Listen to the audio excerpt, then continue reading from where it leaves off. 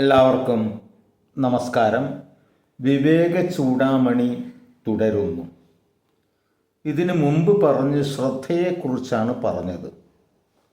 ശ്രദ്ധയില്ലെങ്കിൽ വീണ്ടും വീണ്ടും ജനിക്കുക മരിക്കുക ഇങ്ങനെയുള്ള കാര്യങ്ങളിൽ പെട്ടുപോകും എന്ന് ഭഗവാനും പറയുന്നു.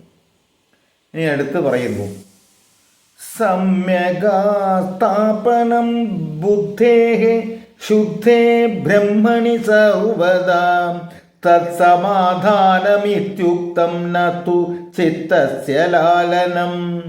നിർഗുണ ബ്രഹ്മത്തിൽ നിരന്തരം ബുദ്ധിയെ ഉറപ്പിച്ചു നിർത്തൂ, അതിനെ സമാധാനം എന്ന് പറയുന്നു. എന്താണ് സമാധാനം എന്നാണ് ഇവിടെ പറയുന്നത്. നിർഗുണ പരബ്രഹ്മം. എന്താ നിർഗുണ പരബ്രഹ്മം എന്ന് പറഞ്ഞാൽ? യാതൊരു ഗുണവുമില്ലാത്തത്. യാതൊരു ഗുണവുമില്ലാത്ത പറഞ്ഞാൽ യാതൊരു അടയാളവും ഇല്ലാത്തത്.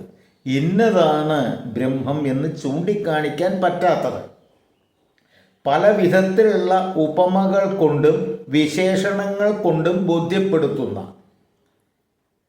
അതാണ് നിർഗുണ പരബ്രഹ്മം. ആ നിർഗുണ പരബ്രഹ്മത്തെ അവതാര പുരുഷന്മാരിൽ കൂടെ ദേവതാ രൂപത്തിൽ ആണ് നമ്മൾ ഉപാസിക്കുന്നത്. അപ്പോൾ നിരന്തരം ബുദ്ധി ഉറപ്പിച്ച് നിർത്തൂ, അതിനെ സമാധാനം എന്ന് പറയും. അപ്പം നമ്മളിപ്പോൾ ശ്രീകൃഷ്ണനെയോ ശ്രീരാമനെയോ ഭഗവതിയെയോ ആരാധിക്കുന്ന സമയത്ത് ഇത് തന്നെയാണ് ആ ബ്രഹ്മം. ആ ബ്രഹ്മത്തിനെ ഞാൻ ഇതിലൂടെ കാണുന്നു. നമ്മളിപ്പോൾ കണ്ണട വയ്ക്കുന്നു, കണ്ണടയിലൂടെ കാണുന്നു. കാണുന്നത് എന്താണ്? എന്താണോ കണ്ണട ഇല്ലാതെ നമ്മൾ കാണുന്നത് അത് തന്നെയാണ് കണ്ണടയുടെ ഉള്ളിലൂടെയും കാണുന്നത് എന്ന് പറഞ്ഞ പോലെ ആ വിഗ്രഹത്തിലൂടെ ബ്രഹ്മത്തെ കാണുന്നു. അങ്ങനെ ആവുന്ന സമയത്ത് നമുക്കുണ്ടാവുന്ന അവസ്ഥ അതിനെയാണ് സമാധാനം എന്ന് പറയുന്നത്. അല്ലാതെ മനസ്സിനെ യഥേഷ്ടം വിട്ടുകഴിഞ്ഞാൽ അത് നമുക്ക് തോന്നും ധാരാളം പണം കയ്യിലുണ്ടായിരിക്കുക, എന്തും ചെയ്യാനുള്ള ഒരു സ്വാതന്ത്ര്യം ഉണ്ടായിരിക്കുക. അങ്ങനെ പോകുമ്പോൾ ഇതാണ് സമാധാനം എന്ന് നമുക്ക് തോന്നും. അല്ല, അത് സമാധാനമല്ല. അത് താൽക്കാലിക സമാധാനം നമുക്ക് തോന്നുന്നുണ്ടെങ്കിലും അത് വലിയ വലിയ വിഷയങ്ങളിൽ ചെന്ന് ചാടും. അപ്പോൾ ഈശ്വരനിൽ വ്യാപൃതമാകുക, അതാണ് മനസ്സമാധാനം എന്നാണ് ഇവിടെ പറയുന്നത്. ശമത്തിൽ പുനഃ പ്രയത്നമുണ്ട്. ശമം എന്താണ് നേരത്തെ പറഞ്ഞു. ഒരു വിഷയത്തിൻ്റെ ദോഷങ്ങളെ വീണ്ടും വീണ്ടും ചിന്തിച്ച് അതിൽ നിന്ന് വിട്ടു നിൽക്കുക, അതാണ് ശമം. അതിന് പുനഃ പ്രയത്നങ്ങൾ, പലതരത്തിലുള്ള പ്രയത്നങ്ങൾ അതിലുണ്ട്. അതേമാതിരി ദമം, വിഷയങ്ങളിൽ നിന്നും ഇന്ദ്രിയങ്ങളെ വേർപെടുത്തുക. ഇതൊക്കെ ചെയ്തുകൊണ്ട് മനസ്സിനെ ആ നിർഗുണ പരബ്രഹ്മം എന്ന് പറയുന്ന ആ ബ്രഹ്മത്തിലേക്ക് തിരിക്കുക.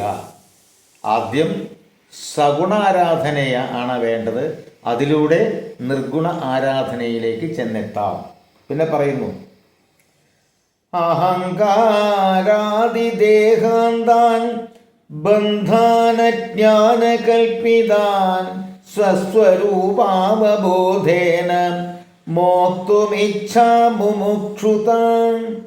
ആത്മസ്വരൂപബോധം കൊണ്ട് അഹങ്കാരം മുതൽ ദേഹം വരെ ഉള്ള അജ്ഞാനകൽപ്പിതങ്ങളായ ബന്ധനങ്ങളിൽ നിന്നും ഉള്ള മോചനം നേടാനുള്ള ഇച്ഛയാണ് മുമുക്ഷുത. മുമുക്ഷുത അല്ലെങ്കിൽ മുമുക്ഷുത്വം ഇതെന്താണ്?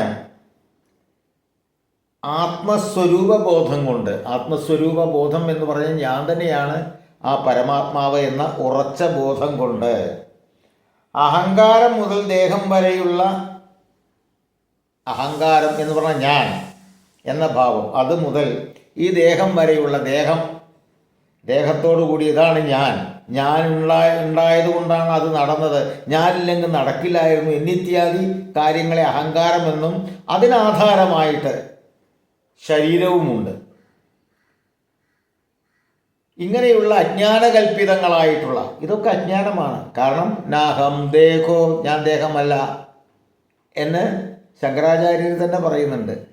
ശിവോഹം, ഞാൻ ശിവോഹം, ഞാൻ ശിവനാണ്.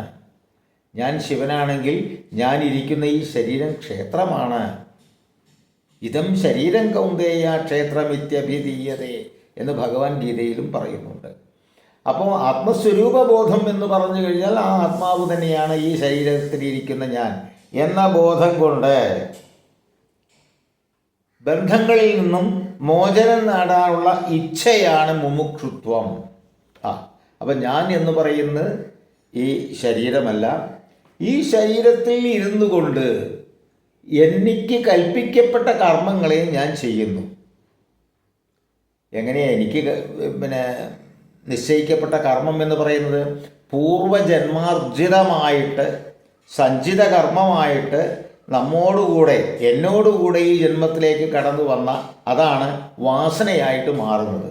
ആ വാസനയ്ക്കനുസരിച്ച് ഞാൻ സത്തായ രീതിയിൽ ദുർവാസനകൾ ഉണ്ടെങ്കിൽ അതിനെ ഒഴിവാക്കി സദ്വാസനകളിലൂടെ മുന്നോട്ട് പോകുക, അതാണ് ചെയ്യേണ്ടത്. ആ സമയത്ത് നമ്മൾ ചിന്തിക്കേണ്ടത് എൻ്റെ വാസനയ്ക്കനുസരിച്ചുള്ള കാര്യങ്ങൾ ഞാൻ ചെയ്തുകൊണ്ടിരിക്കുന്നു, ഇതിനൊരു പ്രതിഫലവും ഞാൻ ഇച്ഛിക്കുന്നില്ല. എന്തിനും ഒരു ഫലം ഉണ്ടായിരിക്കും, അതുറപ്പാണ്.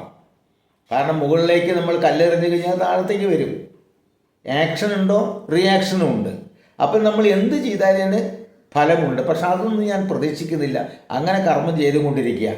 കാരണം ഞാൻ ഈ ദേഹമല്ല, ഈ ദേഹത്തിൽ ഇരുന്നു കൊണ്ട് എനിക്ക് കൽപ്പിക്കപ്പെട്ട കാര്യം ഞാൻ ചെയ്യുന്നു എന്ന ഭാവത്തിൽ ഇരിക്കുക. അതിനാണ് മുമുക്ഷുത്വം എന്ന് പറയുന്നത്. ബാക്കി അടുത്ത ഭാഗം. നന്ദി, നമസ്കാരം.